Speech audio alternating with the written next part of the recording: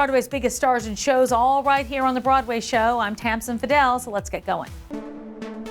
We're celebrating another huge opening night on Broadway. It's the ultimate fight between frenemies, a grudge that lasts forever. After a magical potion gives them eternal beauty, its death becomes her.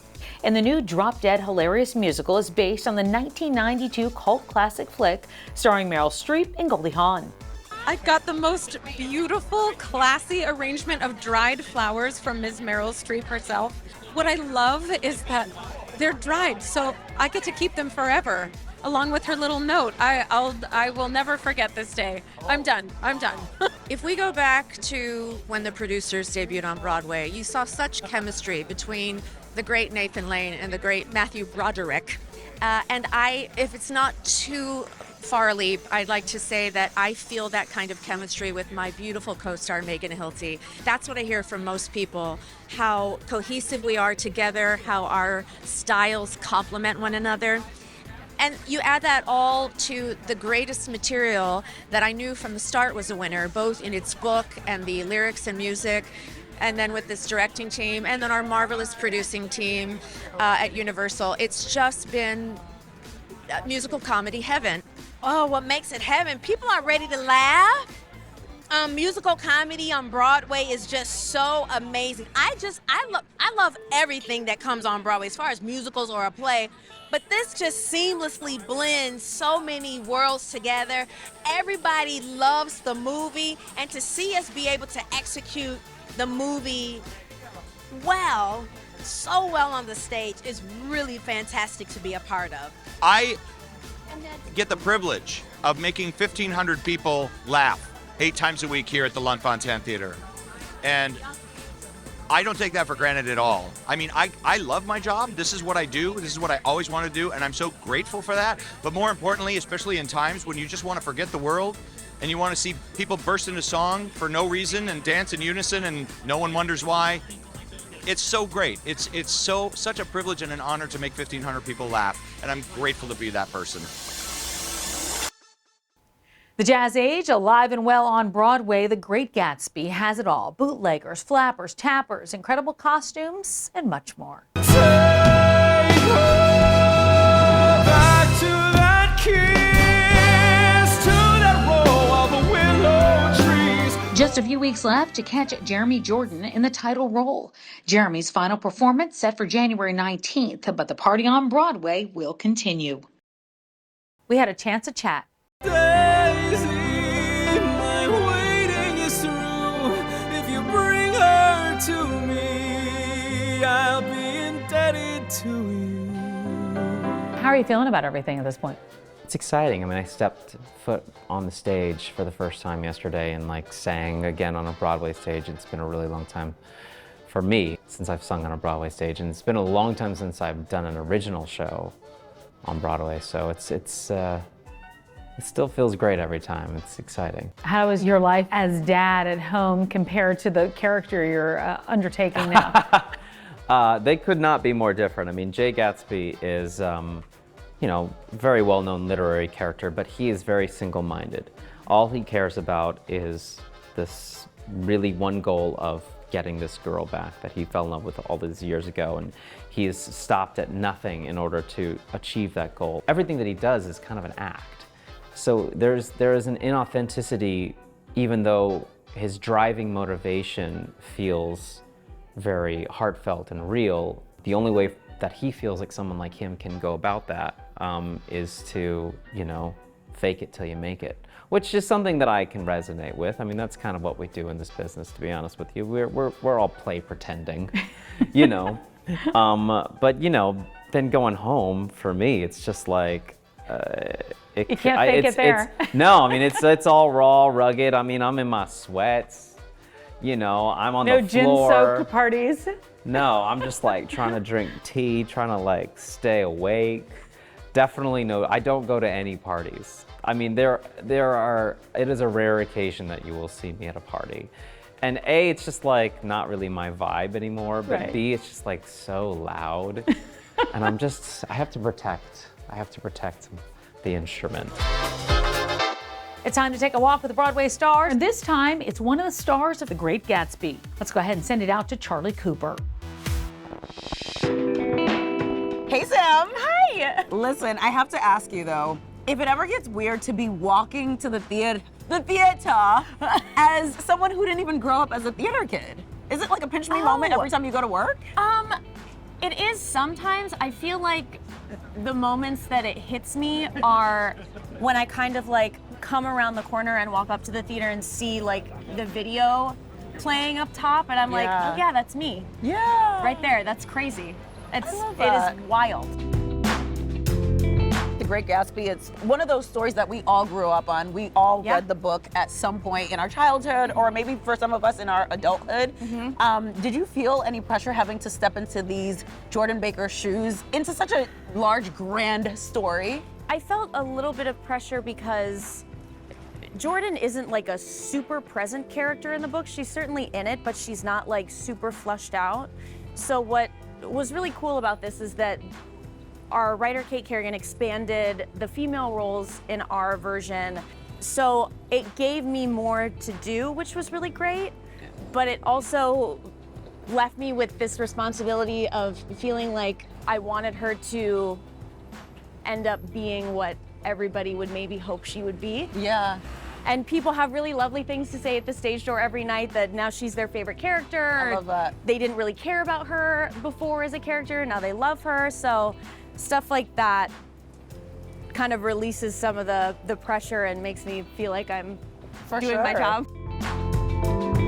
Is there like a part of the show or of all of that that maybe people may not catch, but you know as someone who's part of the cast? Ooh. The end of New Money every night is a surprise for a lot of people. All of the things that get layered into the end with the dancing and the music and the big ending, and then there's like bubbles and there's fireworks and there's pyro, like actual fireworks in the theater, which is crazy that when they first told us they were gonna do that, they like rewrote the whole number before Broadway. And we did like a press night at the Plaza, and our director was like, well, and we're gonna have real fireworks for New Money. And I was like, haha, that's hilarious. Haha, it's true. You mentioned New Money. Does it surprise you how like big and how much that like song just blew up on social? Honestly, yes. It's kind of wild. And it's always like, if I'm scrolling on TikTok, it is always kind of a jump scare. If I'm scrolling and it's just all of a sudden my voice like screaming into the rafters, I'm like, okay, that's enough. But it's the thing that I love most about it is that like the dance itself has gone very viral. So I can look out into the audience most nights, and as soon as that moment starts, I see a lot of people doing all of this choreo along with me. And it's, you know, I'm not in 6 anymore where like there was no fourth wall and I got to interact with everybody. So it is nice sometimes to see that, because I get to kind of, you know, obviously not fully break the fourth wall, but like connect with people so that they know that I see them, and that I think it's so cool.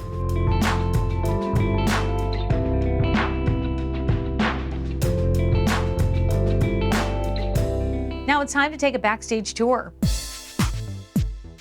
Welcome to the Broadway Theater. My name is Eva Noblezada, and we are doing a backstage tour because it's the day to do that. So let's go. Welcome to Wardrobe Village. Let's take a look at all the exciting things back here. Just get a little taste and peek of all the feathers, all the frill, all the exciting Gatsby-esque things back here. Ladies and gentlemen, this is Patrick. Hi, everybody. I'm the associate designer and wardrobe supervisor for the Broadway show. Yes, you are. Can you tell us one of your favorite things about working on The Great Gatsby? My most favorite thing is working with Eva Noblezada. She is the personification of a Broadway star. Everything that you see on stage that glitters and shines, thanks to Patrick and to this amazing team and to Linda Cho, Tony Award-winning Linda Cho, it all happens down here. I mean, knock on wood, I won't do this. So I could rip something could go awry, and then in less than an act, it's fixed and bedazzled and ready to go back on stage to shine for the audiences here at the Broadway theaters.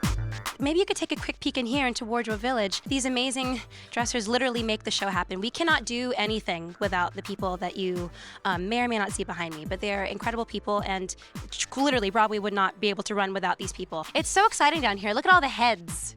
Look at all the heads. Oh my God, I love these so much. I just can't imagine what it would be like to put that on your head and go on stage. Maybe I will one day. Oh God, I love the wig room. So full of excitement, so full of, you never know what's gonna happen. Tell us how many wigs are used every single night in a show. We have about 55 on stage and about 75 in the building. Oh my God, look at this beautiful Christmas wig tree. Oh my God, look at that beautiful mullet. See, this is why the wig room is the best room. And look at all these gorgeous heads. Again, the craftsmanship, the skill it takes to set all these wigs. All right, so we are leaving the downstage area and we're going up to my dressing room. So follow me. And this is my dressing room. Actually, fun fact, my dressing room for Miss Saigon is below me right now, and that's currently Jeremy's dressing room.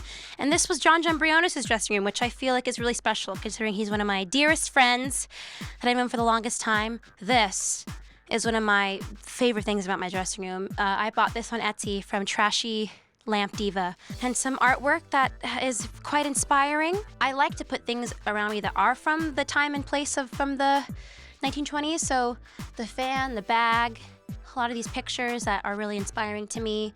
These are from actual magazines that I have from the 1920s that I just thought were really nice, that I feel like if Daisy looked at them, then I should too. All right, everyone, well, listen, I mean, you can have a chance to come and see this beautiful view behind me while they're not doing work on stage any time of the week except for Tuesdays. But check out the holiday schedule because that is cuckoo crazy. Anyway, it's been a blast. We love this theater so much and the people in it, and I know that you will too when you come and see the show, Great Gatsby. But yeah, thank you so much for joining me on this Broadway backstage tour. I gotta go to work, so see you later. Another big-time Broadway opening to tell you about. It swept away the new Shipwreck musical inspired by the songs of the Avett Brothers, taking Broadway by storm. I'm a hard, hard worker, I'm working every day. I'm a hard, hard worker, and I'm saving all my pay. And on opening night, the Avett Brothers joined the Broadway cast on stage for a surprise encore. The Avett Brothers.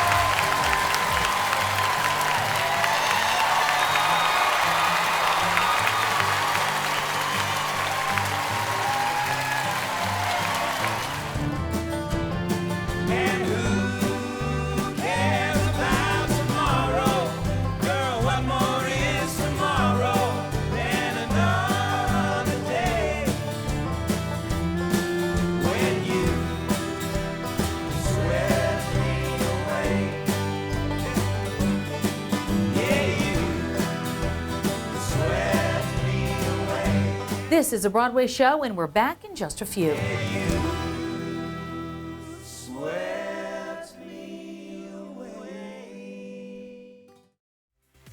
Welcome back to the Broadway show. I'm Tamsin Fidel. Let's get back to it. She's ready for her close-up. It's Sunset Boulevard like you've never seen it before. It's a radically reimagined version of the epic musical starring Nicole Scherzinger. Let's send it out to Paul Wontorek. Well, welcome to Broadway, Tom. What does Broadway mean to a young British theater star like yourself? I mean, it's kind of like the dream back home. Everyone always wants to be on Broadway. It feels like an unattainable dream, and I can't really believe that it's happening. So who is Joe Gillis? He's a very, very complicated man. He's so disillusioned with everything, but then finds this beautiful woman and just falls in love, and he just is stuck between a rock and a hard place. And which beautiful woman are you speaking of? both of them. Right. And yeah, he just finds himself in an incredibly sticky situation where one woman's promising him one thing, but he kind of wants another thing, and it's how he deals with all of the trials and tribulations. What I love about this production is, and don't take this wrong, but there's sort of a dead-in-the-face quality to the ensemble and to you and to Joe. Joe sort of is just sort of like he's drained. Yeah. And it's really compelling. Yeah. Was that sort of something? Definitely a discussion that we had. It's really fun to play as well. Yeah. And it also makes the switch up between when we're on camera to when we're not on camera. Right. Way easier. Everything's just always in the eyes, always. and it's just about that stillness and the sort of, like you say, the sort of glazed over. Was there a chemistry test with Nicole? Did No. you No, we meet had her nothing. prior to? I met her on the first day of rehearsals. Wow. And you said, when's your birthday? And we were like 29th of June. You both have the same birthday. We have the That's same crazy. birthday, and she is like a sister to me now, which is great. So yeah, but we just clicked. We really clicked, and I just love going on stage with her every single night. She's the best scene partner you could ever wish for. Like she just turns up, and she'll like come up to me and she'll like before the show and she'll be like, "I'm tired today, Tom." You know how she talks? Like she's so Yeah, very soft, she's sweet. so softly spoken, and she's like, "I'm so tired," and I'm like, "Okay," and then she just comes out and does With One Look, and I'm like, "You're not tired, are you?" Like you're just coming in and just destroying it every single night. I've actually heard you say she eats you alive on stage. Yeah, she does. If you don't turn up, she eats you alive, and it is so true. But she's so great. During the crazy standing ovations at the end of Sunset Boulevard, you're on stage, you're in your underwear, there's blood on your chest, and you're just staying super serious. Is there ever a party that just wants to be like, "Thanks for coming, guys"? You're all very like. No, there's not. Sometimes when we did like tech and stuff, there was like one day where I thought it'd be funny to do it, and there was no one in the audience because it was a tech thing and we'd just done it. And A lighter version. I came down, I did this, and it felt so wrong. It felt so wrong. I'm not going to do that again. Yeah, no, the serious bows, we've got to keep them serious.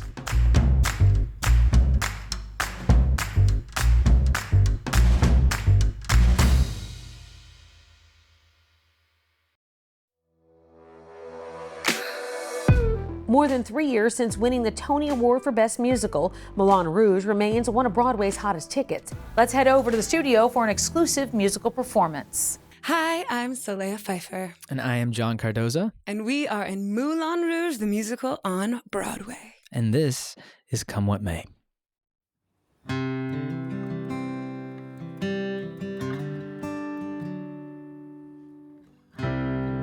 Never knew I could feel like this, like I've never seen the sky before. I want to vanish inside your kiss. Every day I love you more and more. Listen to my heart, can you hear it sing? Telling me to give you everything. Seasons may change, winter to spring, but I love you until the end of time. Come what may, come what may, I will love you until my dying day.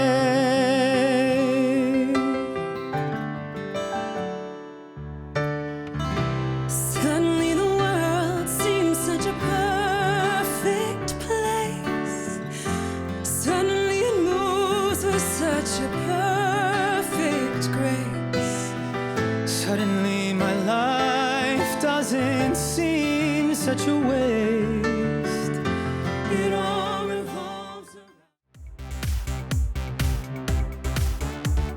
The Bard is back on Broadway because the story of star-crossed lovers never gets old. It's Romeo and Juliet. Tony-winning director Sam Gold has long been a champion of diversity and inclusion. As a hard-of-hearing Broadway fan, I'm thrilled to announce his new Romeo and Juliet features open captioning at every performance. I feel that artists with disabilities are not represented on Broadway enough, and audiences with disabilities are not having their accessibility needs met.